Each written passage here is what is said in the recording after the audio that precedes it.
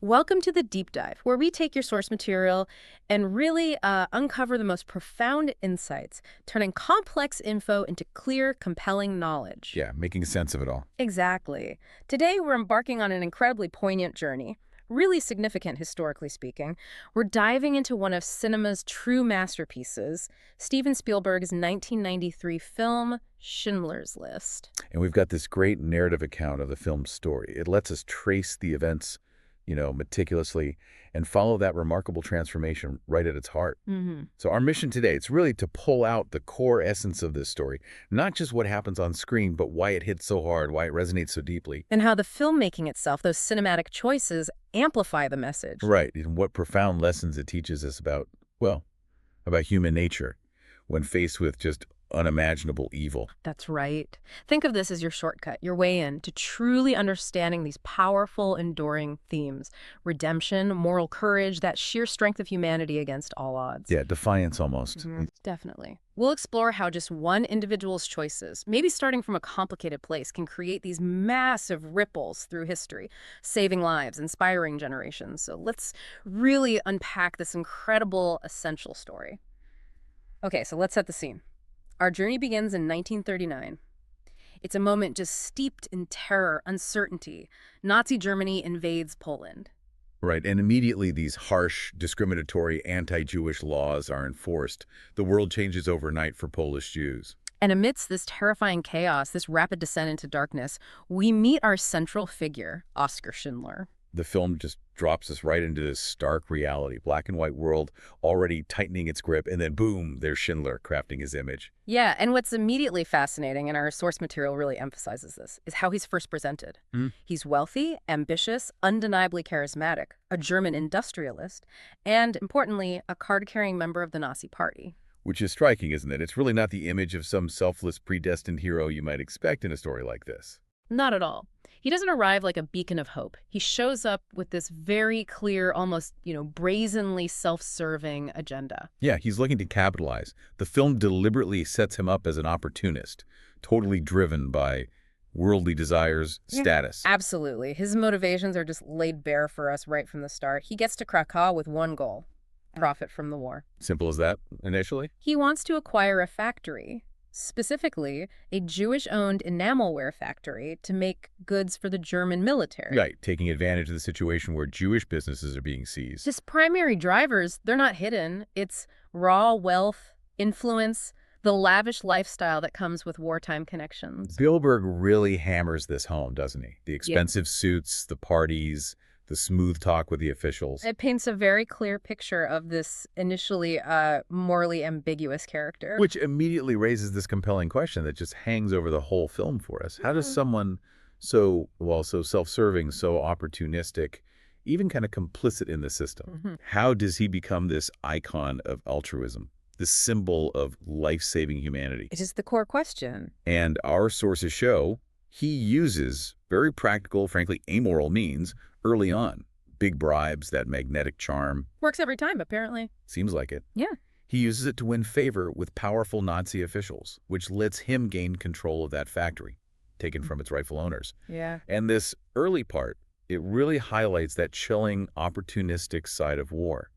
Some people saw conflict purely as a way to get ahead, even with atrocities escalating all around them. He's building his empire on the suffering of others, initially without much obvious thought about it. Exactly. It sets up quite the art for him, doesn't it? It really does. He's very much a product of his time, immersed in that political and economic climate where opportunism was maybe more common. But the film slowly, subtly reveals this unique capacity for change in him, a moral awakening that starts almost imperceptibly. He's not shown as evil, just morally neutral at first, guided purely by ambition. Yeah, a fascinating canvas for the transformation that's coming.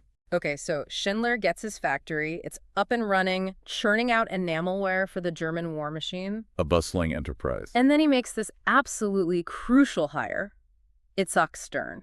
Stern, yes. A Jewish accountant, respected member of the local Jewish council.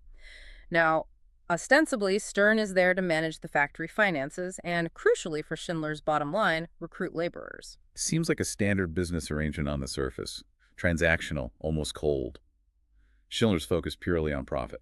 But the reason for hiring Jewish workers On the surface, it looks purely economic, right? A Yeah. cold calculation. Right. Our sources highlight that, yeah, they were cheaper than Polish laborers, paid less, sometimes nothing, and they were readily available under Nazi control, especially as their rights are just vanishing. A captive workforce, essentially. But Stern is different.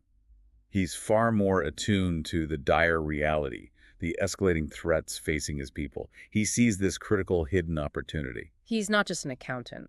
No, he's got this profound moral insight, this strategic genius almost.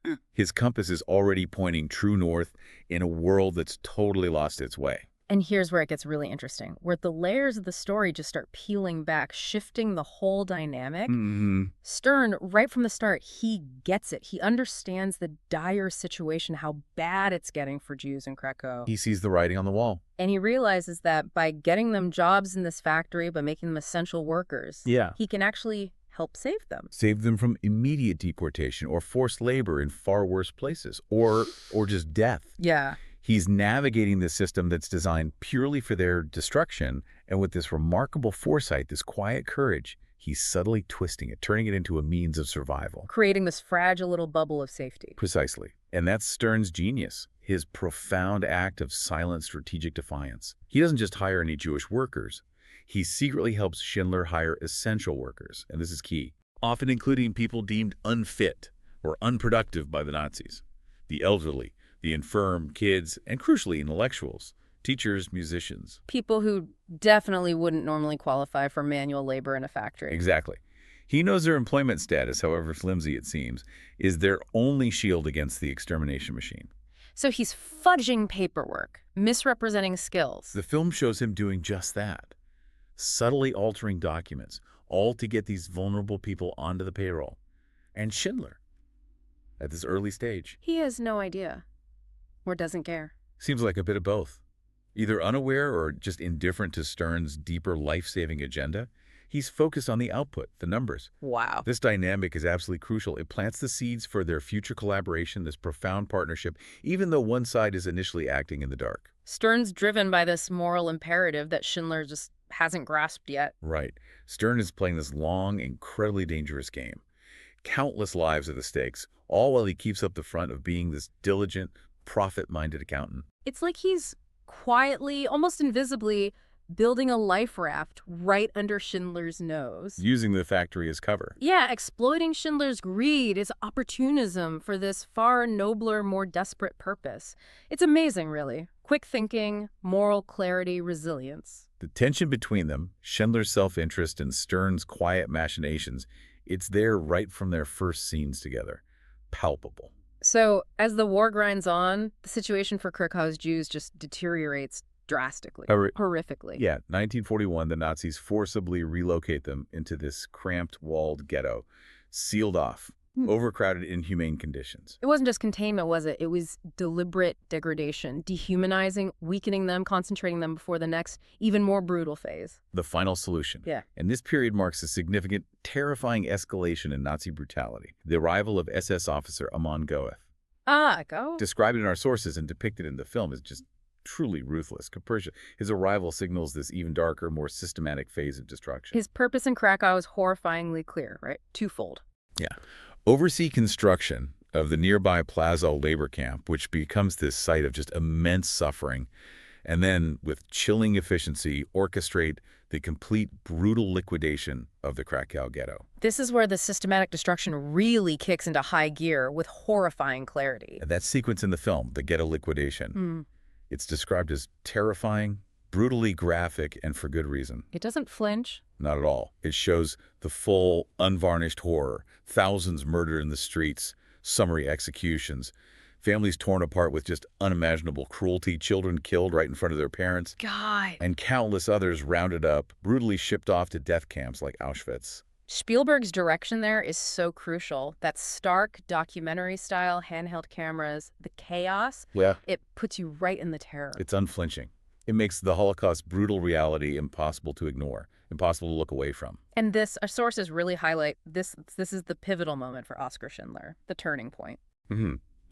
The film specifically shows him witnessing these horrors. He's on a hilltop overlooking the ghetto. A chilling vantage point.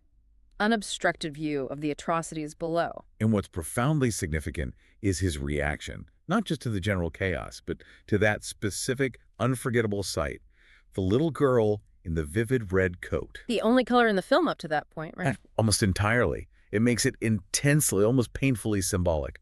The red coat just stands out starkly against that grayscale backdrop of death and destruction. Horrifying splash of innocent life amidst the machinery of extermination. And this direct, visceral confrontation with pure evil, seeing humanity utterly stripped away.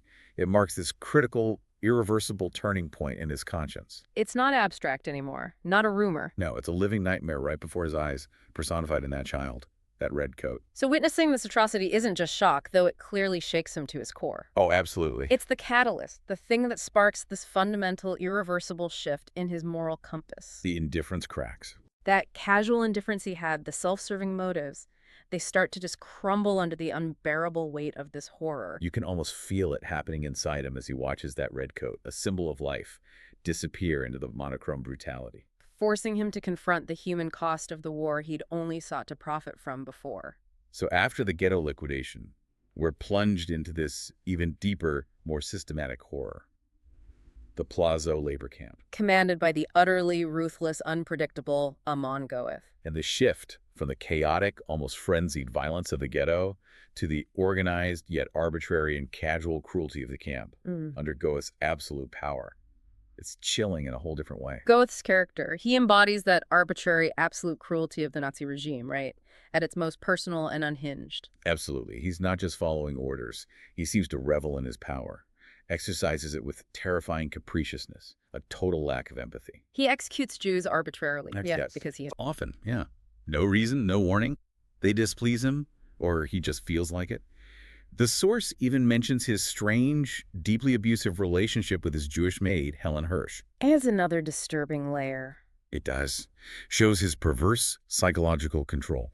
And chillingly, that habit of murdering Jews from his villa balcony, taking potshots at prisoners below, like they're game. Treating human lives as targets for sadistic amusement. It's unfathomable evil presented so casually. It is. And it's against this backdrop, this profound, almost banal evil, that Schindler's transformation really accelerates. It moves from that internal realization to active intervention. Exactly. Disturbed by Goeth's sheer depravity, no longer able to just look away or rationalize it, Schindler grows increasingly protective of his workers. He starts seeing them differently, not just labor units anymore. No. Individuals whose lives are hanging by the thinnest thread. A thread he realizes he might be able to reinforce, maybe even save. And this is where he starts showing that incredible, tangible, moral courage. It feels like a direct response to the horror he's witnessing daily. It does. He strategically leverages everything he has. His charm, his connections in the Nazi hierarchy, his money through bigger and bigger bribes. Using the same tools he used for profit, but for a totally different end. Precisely. All to shield his workers from Goeth's random wrath and the SS's systematic extermination efforts. He insists to Goeth that Stern and the others are essential. Essential to the war effort. Right, emphasizing their supposed indispensability for munitions production. That ensures their continued, though still precarious, survival. It's that transition from self-interest to active, dangerous protection. Underscoring that theme of humanity amidst horror. He's not passive anymore. He's actively, cleverly, dangerously using the system's own twisted logic and corrupt officials against itself. Creating this tiny, fragile pocket of resistance, of life, within this all-consuming machine of death. He's playing an incredibly dangerous game, isn't he? A high-stakes gamble. Every misstep could mean death, not just for him, but for everyone he's trying to protect. You can just see his priorities fundamentally shifting, irrevocably. From profit and influence to the desperate preservation of human lives. It's a profound ethical pivot. Yeah. Gaining momentum with every horrific act he witnesses, every life he manages to shield. He's walking this tightrope, knowing Goeth's volatile nature could expose him at any second. So the war grinds on, reaching its final brutal stages, and the situation for the remaining Jews becomes even more desperate, if that's possible. Yeah. The Nazis begin this final horrific push, closing down the labor camps, shipping those still alive directly to Auschwitz. The ultimate destination for mass extermination. This forced final solution makes things utterly dire, and it forces Schindler to take his boldest, most audacious step yet, his defining moment, really. Which raises that harrowing question, what do you do when the structures you've navigated for survival suddenly become death traps? Schindler responds with incredible ingenuity, incredible courage. He goes to Goeth with this daring new plan. He suggests moving his factory to Brunlitz in what's now the Czech Republic, under the clever pretense of continuing munitions production. Using his indispensable Jewish workers. Exactly. It's a strategic move, a desperate gamble for time, for distance from the immediate danger of the approaching Allies and the accelerating extermination. And this is the moment Schindler's List becomes real, not just an idea, but a physical document. The tangible manifestation of his commitment. Schindler and Stern work feverishly, meticulously compiling this list. Over 1,100 Jews to be transported to safety in Brunlitz. A literal race against time, against that suffocating, deadly Nazi bureaucracy. Every name on that list is a life potentially snatched back from the abyss. The tension is almost unbearable. The stakes are everything. The film conveys that frantic life-or-death effort masterfully. And to get the list approved, to make sure the SS and Goeth accept these names. He has to use every last bit of his wealth, his influence. He literally liquidates his entire fortune. Everything. Our sources specify massive bribes, luxurious gifts, high-quality goods. He exhausts all his financial assets to satisfy the greed, the corruption of the Nazi officials. He's literally buying lives. Quite literally, demonstrating that knowledge, resources, they're most valuable when applied to desperate situations. Human lives become the currency. It highlights that moral courage at its most extreme, putting absolutely everything on the line. His entire financial future, gone. For the sake of these human beings, it's a profound commitment, moving so far beyond profit to this act of ultimate self-sacrifice. He's bartering for souls, emptying his coffers to fill that list with names, knowing each name represents a family, a future, a world saved. What's truly fascinating and really drives home the completeness of his transformation is that sheer scale of sacrifice. It's not just a bit here and there. No, he's liquidating his entire wealth, selling everything he owns to ensure this list is honored, to ensure these souls get on that train to safety. It's a complete, definitive reversal of his initial motivations. A striking testament to his transformed character, the moral imperative that's now consumed him. Miraculously, the list gets approved. A monumental achievement in itself. Yeah. And those 1,100-plus Jews on Schindler's List, they embark on this perilous journey. When they finally arrive at the Brunlitz factory, far from Plazow, far from Auschwitz, That factory truly becomes a tangible safe haven. A sanctuary in a world that's just lost its moral compass completely. And here's another critical detail that shows his complete transformation. It moves beyond just protection now, into active ethical defiance. Okay, what's that? Our sources confirm, and the film shows, that unknown to the Nazis, the factory intentionally produces defective munitions. Wow, so he's sabotaging the war effort. Yes, he refuses to contribute further, even indirectly. He's not just housing and feeding these people, he's actively undermining the Nazi war machine from within. So it's not just saving lives by sheltering them. No, it's active ethical resistance. A subtle but profound act of rebellion against the very system he's supposedly serving. Using his position as a shield, but also as a quiet weapon. Exactly. It highlights those nuanced, often dangerous ways people found to resist under such immense oppression. And then, that heart-stopping moment, that agonizing setback. Oh, yeah. A group of women and children, through some bureaucratic error or just cruel fate, are mistakenly sent not to Brunlitz, But directly to Auschwitz. a very jaws of death they'd hoped to escape. It seems like it's over for them. What does Schindler do? Does he give up? Assume it's a lost cause. No, not for a second. He intervenes immediately, shows the unwavering depth of his commitment, the completeness of his moral pivot. He races there himself. He races to Auschwitz himself, pays yet another massive ransom diamonds, other valuables to bribe the Auschwitz commandant, Rudolf Höss, to bring them back. Unbelievable. This incident just underscores the extreme precariousness of their existence, even in his safe haven, and the extraordinary extent Schindler committed every last resource, every ounce of influence and wealth to his mission. It's a stark example of humanity amidst horror. One individual's relentless will against that overwhelming industrialized machinery of death. This act, maybe more than any other, solidifies his role as their protector, whatever the cost, embodies his transformation from profiteer to self-sacrificing savior. He doesn't just protect them within his walls, he literally chases after them into the very heart of the most horrific place on earth to pull them back. Breathtaking courage, a commitment that just transcends any previous understanding of his character, an unwavering dedication. It cements his redemption through action. May 1945. The war in Europe finally ends. Germany surrenders. The nightmare is, at long last, over. Imagine that feeling. Schindler gathers all his workers, the more than 1,100 souls he saved, this living testament to his actions. He tells them they are finally free. The profound relief, overwhelming joy after years of just unimaginable terror, starvation, uncertainty. But Schindler's personal journey, it isn't over, and it's complicated. Yeah, our sources highlight this critical point. As a documented Nazi Party member, someone who did profit early on, Right. he now has to flee to avoid arrest by the Allies, who might see him as a war criminal or collaborator. It highlights that complex reality of his position. Heroic rescuer, yes, but technically a former participant in the regime, at least initially. His survival now depends on escaping the consequences of those earlier associations. A layer of tragic irony, isn't it? He liberates others, then has to run himself. And that night, this deeply emotional, incredibly poignant scene unfolds, a moment that just captures the profound impact of what he did. His workers, filled with this overwhelming gratitude, give him this powerful symbolic gift. The letter and the ring. A letter signed by every single person he saved, a living document, and a gold ring made from their own dental gold. Inscribed with that Talmudic quote, "Whoever saves one life saves the world entire." It's recognition of his profound impact, a testament from the very people whose lives he touched, proving he truly made a difference. But what's fascinating and deeply moving is Schindler's reaction. Yeah. Instead of relief or pride or accepting their praise, he just breaks down. Overwhelming guilt, despair. Why? After saving so many. He mourns that he didn't save more, famously saying through tears, "This car, this pin, one more person."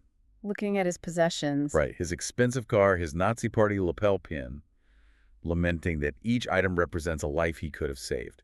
If he'd sold it earlier, sacrificed sooner, done more. Wow.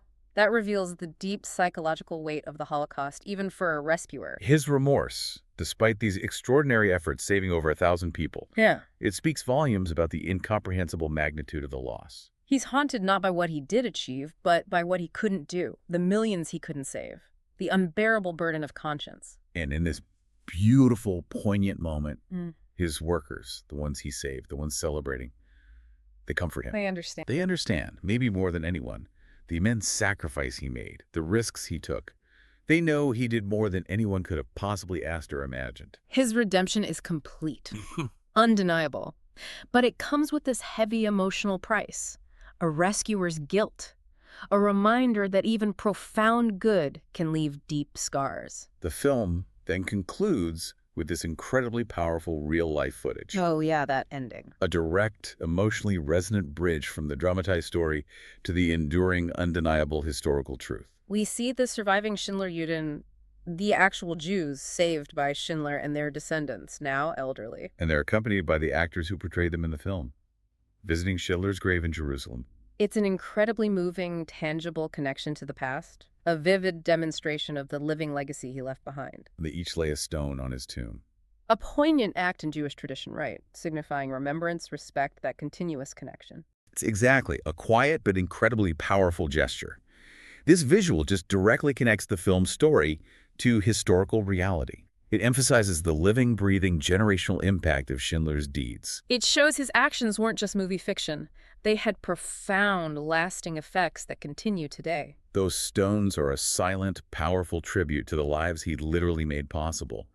The branches of family trees that grew from his singular act of defiance and compassion. Turns the abstract idea of lives saved into this visible, tactile reality. And then that final caption on screen. The staggering, heartbreaking truth. Over 6 million Jews perished in the Holocaust. Always bears repeating.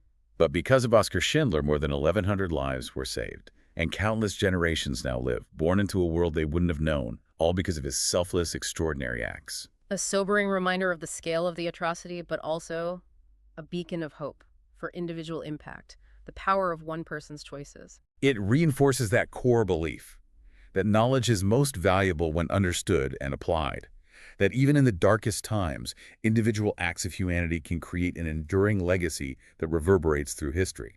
It's a testament to the profound truth that one person can make a monumental difference, shift the fate of an entire lineage. This film makes that concept incredibly concrete, showing us the faces, the descendants, the living proof, and the quiet dignity of their remembrance. So this deep dive, tracing Schindler's extraordinary journey, it reveals several profound, interwoven themes, right? Themes that resonate far beyond just the history. Definitely. First, and maybe most striking, redemption. Yeah.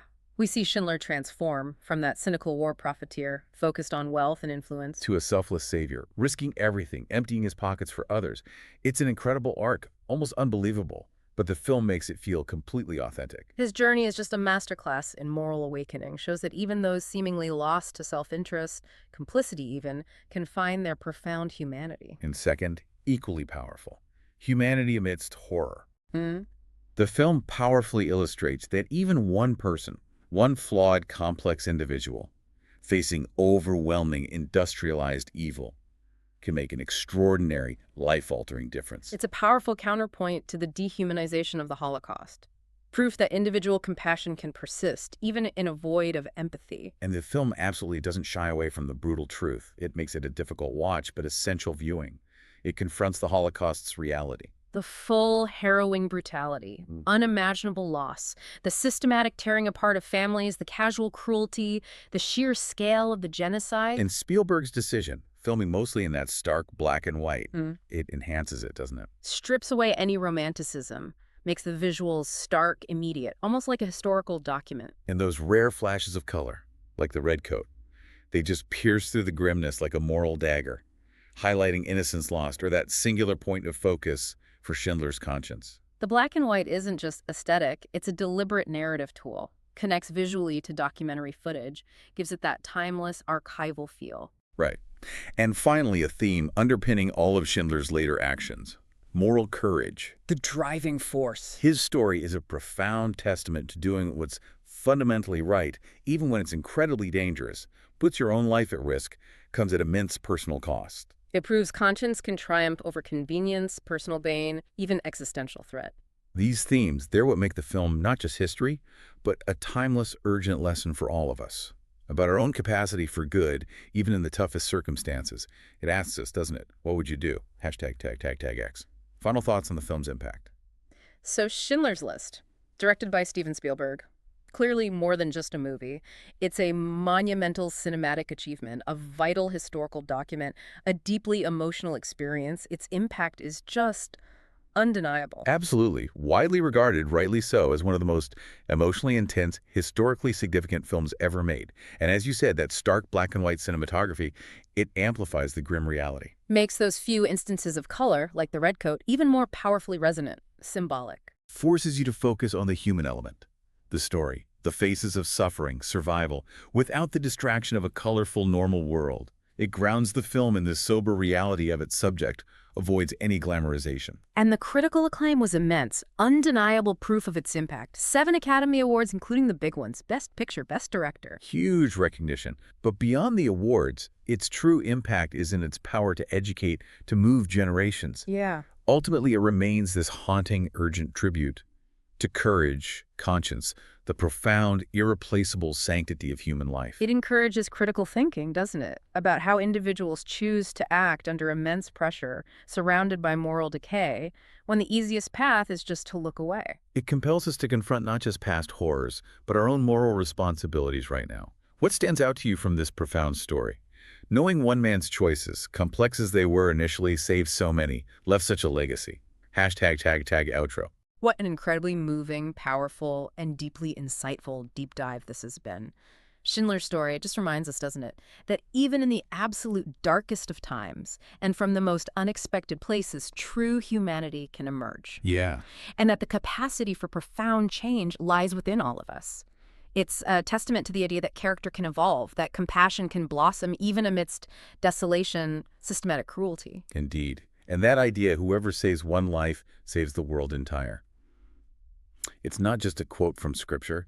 It's a principle that transcends time, circumstances, a powerful ethical framework. It challenges us, I think, to consider our own capacity for impact, however small it might seem. in the face of the world's challenges today, the ripple effects of every decision we make. So as you reflect on the story, maybe consider this. How might those seemingly small acts of courage or compassion that you witness or maybe undertake yourself in your own life, your community, how might they ripple outwards? What kind of unseen, far-reaching impacts might they truly have, echoing the profound and lasting legacy of someone like Oskar Schindler, a man who, against all odds, against his initial nature, chose humanity and, well, changed the world. Something truly worth mulling over until our next deep dive.